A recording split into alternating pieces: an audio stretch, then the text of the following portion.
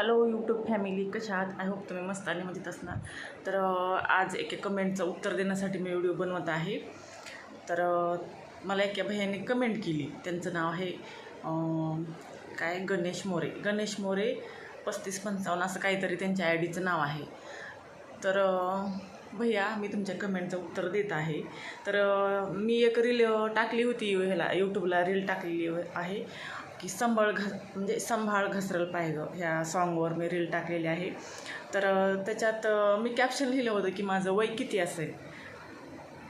तर त्यांनी टाकले, म्हणजे त्यांनी कमेंट केली की तुमचं वय 55 असेल. म्हणजे ती काय म्हणजे आकडा टाकला आहे 55 म्हणून.